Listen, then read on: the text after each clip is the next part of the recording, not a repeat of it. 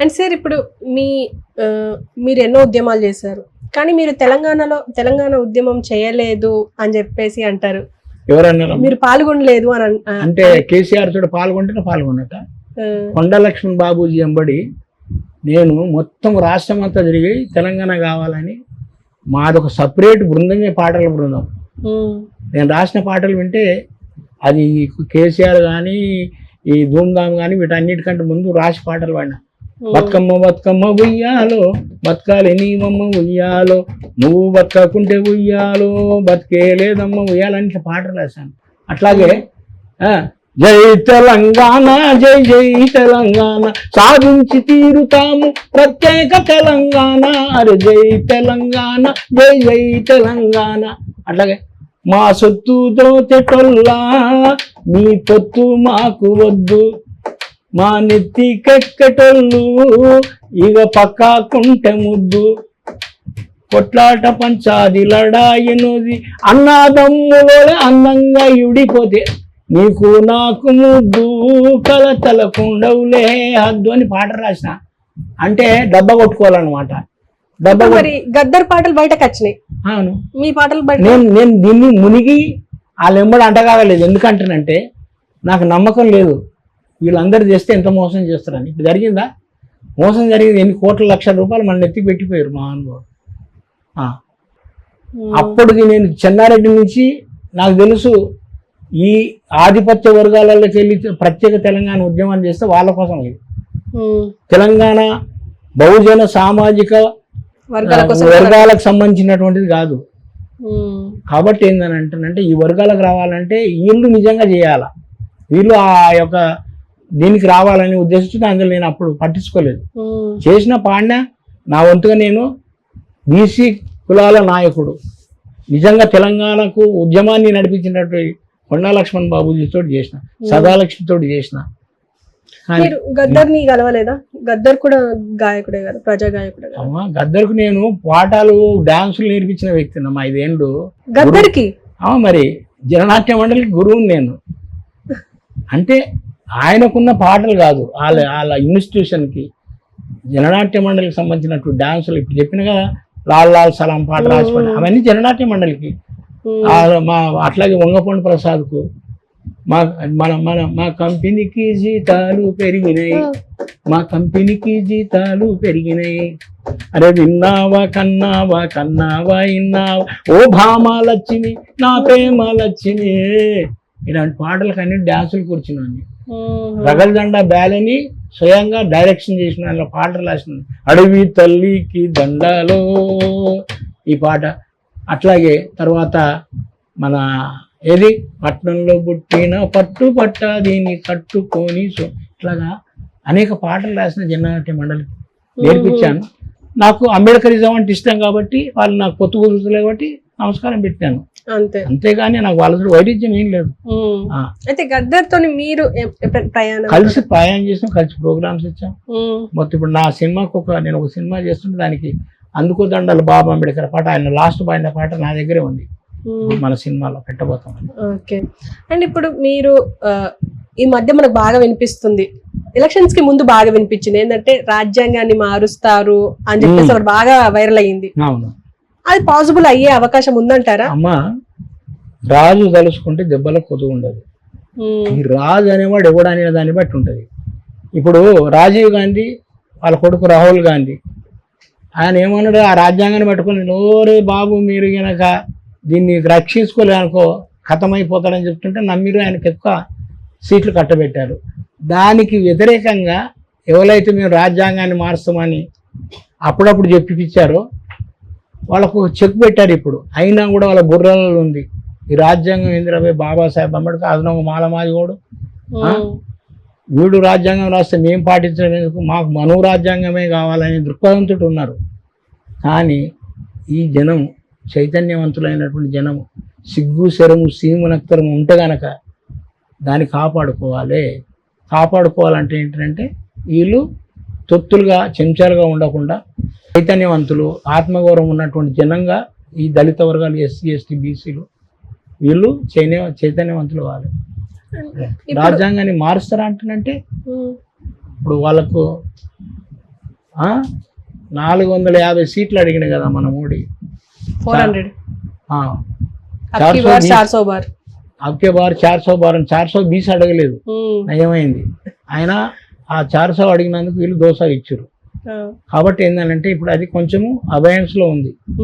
ఒకవేళ నిజంగానే వీళ్ళకి 400 వచ్చినట్టు ఈ పాటికి మన కార్యక్రమాలు మొదలు పెట్టేటోళ్ళు.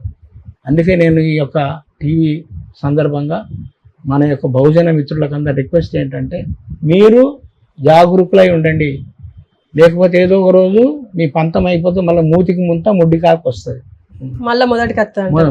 వస్తుంది. అండ్ మీరు స్వచ్ఛ భారత్ గురించి అడిగితే, స్వచ్ఛ భారత్ గాంధీకి ఆపాదించారు, అసలు గాంధీయే లేరు, దానికి సంబంధమే లేదు గాంధీకి స్వచ్ఛ ఇక్కడ భారత్. నేను అదే మంచి ప్రశ్న అడిగాను, నేను దాని గురించి చెప్దాం అనుకుంటున్నా, మీరు అడగడం మంచిది. ఈ దేశంలో చరిత్ర అంతా డూప్లికేట్ చరిత్ర. ఎగ్జాక్ట్లీ అదే అడుగుతున్నా. నేను ఈ స్వచ్ఛ భారత్ నుంచి వెనకపోతా. స్వచ్ఛ భారత్ అనేది ఈ దేశంలోనే కాకుండా మన మహారాష్ట్ర పక్కనే ఉన్నటువంటి మహారాష్ట్ర, ముఖ్యంగా ఈ యొక్క పూర్ణ దగ్గర ఉన్నటువంటి ప్రాంతంలో పుట్టినటువంటి గాడ్గే బాబా అనే పేరు దేబూజీ, ఒక సాకలి కులంలో పుట్టిన వ్యక్తి. అయితే వాళ్ళ తాత ముత్తాతలప్పుడు కూడా ఒక 5 రూపాయలు అర్పించిండు స్టేట్ 5. వాళ్ళ ముత్తాత కట్టుకుంటూ వచ్చింది వడ్డే, వాళ్ళ తాత కట్టుకుంటూ వచ్చింది వడ్డే, వాళ్ళ నాయన కూడా వడ్డే కడుతున్నాడట. ఈయన అడిగిండు, జర ఈయన కొంచెం ఏందయ్యా సేటు గిన్ని తిన్నారు, మా తాత కట్టే మా ముత్తాత కట్టే మా నాయన కూడా అడుగుతున్నావు, ఇంకేట కట్టాలి, నీకేం తెలుసు అంత వడ్డీకే పోయినాయి అని గొడవ చేస్తే ఆయన కొట్టిండు. నేను మంచి ఒక ఉస్తాద్ పైలవాన్ లాగా వ్యవసాయం మంచిగా కసరత్తు గిసరత్తు చేస్తున్నటువంటి మంచిగా పాటలు గిట్ట కొట్టినాక ఏమైందంటే, అప్పటికి ఆయనకి పెళ్ళైంది, ఒక కొడుకు కూడా ఉన్నాడు. అయితే ఈ కొట్టినందుకు ఆడెక్కడికి వెళ్ళి వచ్చి మళ్ళా అలా నన్ను కొట్టిపిస్తారు ఏమని ఆ ఊర్లోకి వెళ్ళి పారిపోయి, ఈయనకు ఒక జ్ఞానోదయం ఏమైంది, మా నాయనకు చదువు లేదు, మా తాతకు చదువు లేదు, మా ముత్తాతకు చదువు లేదు, నాకు చదువు లేదు, కాబట్టి ఈ చదువులేని తనాన్ని నిర్మూలించాలి అని ఆయన ఏం చేశారంటే, ఇక ప్రతి ఊరికి వెళ్ళి ముందు ఊరంతా ఉడవాలి, ఊరంతా ఊడ్చేసి ఒక చిప్ప, దాన్ని గాడ్గే అంటారంటే చిప్ప, బాబా అనేది బాబా అనేది అంటే ఈయన పేరు పెట్టుకున్నట్లు ఆయన ఒక యోగిగా మారిపోయాడు. ఊరంతా ఉడవాలి, ఊర్లో ఏమైనా పెడితే గంటనే చిప్పలు తినాలి. దాంతో ఏంటంటే ఊర్లో మధ్యలోకి వచ్చి ఒక పాట పాడుతుండే, పాట పాడి అందరు ముగినాక, అమ్మ మీరు నాకు ఏమన్నా కొంచెం చందా ఇస్తే నేను ఒక స్కూల్ కట్టిస్తా అని చెప్పి ఆ ఊర్లో పాడవాడి వచ్చిన డబ్బులతోటి 141 స్కూల్ కట్టించాడు. 141 స్కూల్స్ కట్టించాడు. అది చూసి బాబాసాహెబ్ అంబేద్కర్ ఇక్కడ అమెరికా లండన్ పోయి వచ్చిన ఆయన్ని ఇవన్నీ చూసి ఇవ్వట్రా ఈ మహానుభావుడు నాకంటే గొప్పడు, ఆయనంతలో ఆయన్ని వచ్చి నేను పరిచయం చేసుకొని, అయ్యా నేను చదువుకున్నటువంటి వాడిని కానీ నాకంటే చాలా గొప్పడవు నువ్వు, ఏమి చదువు రాకుండా ఇన్ని స్కూల్స్ కట్టించావు అంటే అని చెప్పి అప్పటి నుంచి మంచి దోస్తులైన ఇద్దరు. ఆయనతోటి దోస్తాని అయిన తర్వాతనే గాడిగే బాబా ఆయన చనిపోతే అది తట్టుకోలేక 15 దినాలకి ఈయన కూడా చనిపోయాడు.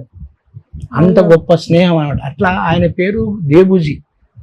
దేబూజీ దేబూజీ మహనీయ దేబూజీ, నిన్ను చూసి బాపూజీ బోసిపోయే నేతాజీ.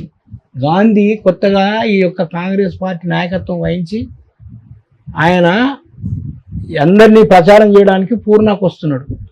కాంగ్రెస్ వాళ్ళు అంటే రా సార్ మా దగ్గర పెద్ద మీటింగ్ పెడతాము రావాలి ఇవ్వాలని బతిలాడి, ఎంతమంది 2-3 వేల మంది వస్తారు సార్ అంటే ఈయన వచ్చిండు. పోతే 100 మంది లేరు మీటింగ్ కాడ.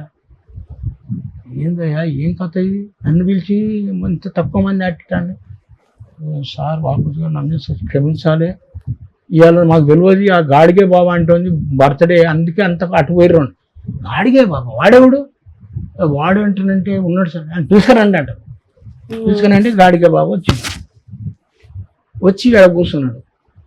గాంధీ కంట్రీ పిలుచుకొచ్చిండు సార్, గాంధీజీ వచ్చిండు, అటు ఇటు చూస్తున్నాడు. ఈడ చిప్పొక్క చేతిలో చీపురొక్క చేతిలో నేను కూర్చున్నాడు కింద. ఏడారా గాడిగే బాబా, ఈయననే సార్, ఈయననా ఈ ఏమయ్యా నువ్వేనా గాడిగే బాబా, అవు నీకెంత వస్తుంది, చిప్పా చీపురు పెట్టిన చిప్రా మరి ఇవన్నీ ఎట్లా కట్టిస్తున్నావు? సంకల్పమయ్య ప్రజలను అడిగి కట్టిస్తున్నావు.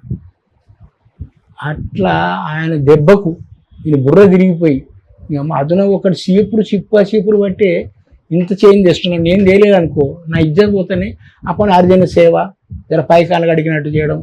మన నాయకులు పట్టుకుంటారు కదా స్వీపింగ్ చేసినట్టు, అట్లా అప్పుడే స్టార్ట్ చేసిన అప్పుడు స్టార్ట్ చేసినాక ఏమైంది, ఈయనకి ఆయనకు రావాల్సిన స్వచ్ఛ భారత్ పేరు ఈయనకు పెట్టారు. ఈయనకు పెట్టి, ఎందుకంటే ఇటు సాకలోడు చరిత్ర పెరిగితే ఎట్లా కష్టం కాబట్టి మా కోమటోళ్ళకు మా బాపనోళ్ళకు పెరగాలి కాబట్టి అని ఇప్పుడు స్వచ్ఛ భారత్ గాంధీ ఫోటో పెట్టి చేస్తాం. ఇంకొక విషయం,